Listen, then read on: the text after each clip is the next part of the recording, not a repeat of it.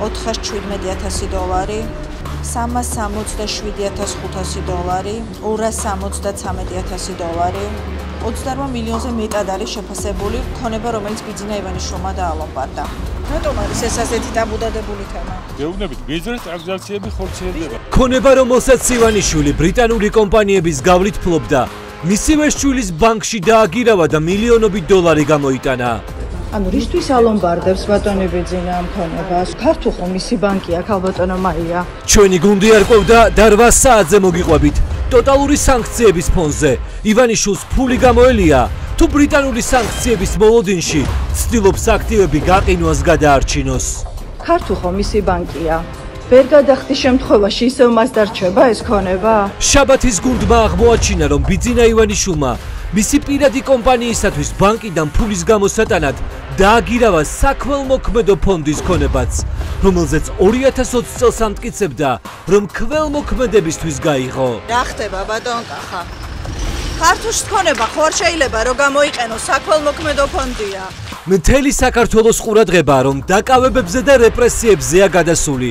ამ დროს შუშის სასახლის ბინადარი ახალი ფინანსური სქემების აწყობით არის დაკავებული. ქეში ხო არ სჭირდება ბატონ ბიძინას, ხო არ გაუთავდა? თქვენთვის ქმნის სანახაობას, მისთვის ფინანსურ სქემებს, რა ადარდებს ოლიგარქს საკუთარი ფულის გარდა. ირმები როგორ არიან?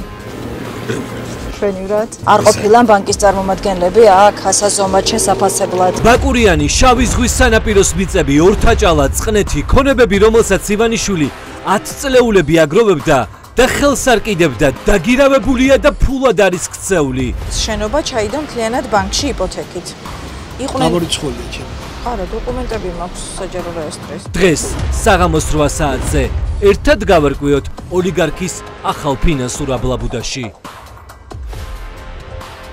ბალკონი აქვს მარტო ამ სახლს რო ჩანს 165-170 არის ბალკონი და ბალკონშია გადახდილი ამდენ თორე. აპარტამენტები ელიტურ კომპლექსში კვადრატული $606. როგორ შეიძინა მოსამართლე შარაძემ საბაზროზე ბევრად იაფად ლისის უბანში ქონება. მოკიდი თუ გინდა აგა ჩემ ბინას, რაც გადამიხადე და ხელი აგა და იცხოვ. ვინ არის მოსამართლე, რომელმაც ხაზარაძე და ჯაფარიძე ციხეში გაუშვა? წლების წინ ამტკიცებდა, რომ პენსიონერი დედა 10,000-ობით ლარს ჩუქნიდა. ახლა წერსობისი ცოლის შემოსავალი წელიწადში 9 მილიონს აღწევს. დღეს რიგით ბუღალტერს აქვს. რიგითი ბუღალტერი არ არის, ჩემი მეუღლე ბუღალტერია, მთავარი ბუღალტერი. ჯერ იყო ლაზარე გრიგორიადისის ციხეში გაშვება, შემდეგ ასამართლებდა კარტოგრაფებს, ახლა საკანში გამოკეტა პოლიტიკური ლიდერები. ხია წულუკიანის კომისიაზე გამოუცხადებლობის გამო ადამიანი რატომ უნდა დასაჯო? სკანდალური საქმეების მოსამართლე ამტკიცებს, რომ ქონების დამალვას ტყუილად აბრალებენ და რაც დამალული ქონდა შემთხვევით მოუვიდა. ხანა, არაფერი არ დამალდა, ხანა დაუმალე. პოლიტიკური ლიდერების თავისუფლების ბოლო წუთები. ბიძინავდა შეეშინებს, იმის დედავატირებ. პოლიტიკური მეტოქეების ციხეში გაშვება პუტინის ხელწერით. ბიძინა ივანიშვილი არის აგონიაში. ეცოდება სიმართლე კითხვა. ხაზარაძე და ჯაფარიძე ციხეში იმ კომისიაზე არ მისვლის გამო გაუშვეს, რომლის კანონიერებაც კითხვის ნიშნის ქვეშ დგას. ვერ წარმოვიდგენდი, რომ გვეყოლებოდა ისეთ ხელისუფლება, რომელიც შეეცდებოდა საქართველოსთვის წაერთმია თავისუფლება. ვიდრე დააკავებდნენ, ორივე უცხოეთში იყო. იცოდნენ ციხის საფრთხეზე, მაგრამ მაინც ჩამოვიდნენ. ახალგაზრდა ადამიანის ესე დეგრადაცია, რაც ეხლა ბახიძის სახით ბოლო წლებში წარმოადგენს არის ტრაგედია. დღეს 8 საათზე პოლიტიკოსების ტყვეობის ამბავი შაბათის ეთერში. ყველაფერი მაგრად იქნება, მეგობრებო. ვინმე ახსენა საერთოდ პოლიტიკური დილნა? ვინმე ახსენა?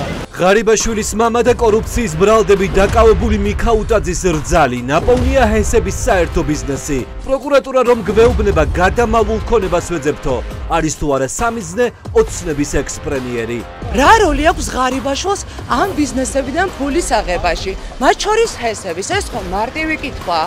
შაბათის გუნდმა მოიპოვა ენერგეტიკული ბიზნესის ყიდვა-გაყიდვის დოკუმენტები და იპოვა ხალხი, ვიზეც ეჭვია, რომ დიდი ფული მათი დახმარებით იჭრებოდა. კახა ქებურიასთან ვარ. კითხვები გვაქვს, რა საკეთებ? დოკუმენტები, რაც ღარიბაშვილის გარემოცვაზე საქმეში სუსმა ჩადო, გვაქვს ჩვენს 8 საათზე. ნახეთ 600,000 ევროს ისტორია, რომელიც თითქოს ჩანთით 78 წლის პენსიონერმა მიიტანა. ვის უკავშირდება? როგორ მოხდა, რომ 78 წლის ქალმა 600,000 ქეშად გადაუხადა? კორუფციასთან რეალური ბრძოლა თუ ღარიბაშვილის ნათლი მირონის საჩვენებლად დაკავება და სხვებისთვის ჩვენება რომ თუ ბატონ ბიძინასთან ფულს არ მიიტანენ ციხის გზა მათაც ემუქრებათ. საქართველოში აღარ არის ივანიშვილის დეიდაშვილი უჩა მამაცაშვილი. ყობახიძეს საჯარო განცხადებებში მინიშნებით გაშვებულებს აშავებს. გაშვებულებმა ივანიშვილზე ბევრი იციან. ხელშეუხებლობა დუმილის სანაცვლოდ დაიდება თუ არა ზავი ოცნების ორ ბანაკს შორის.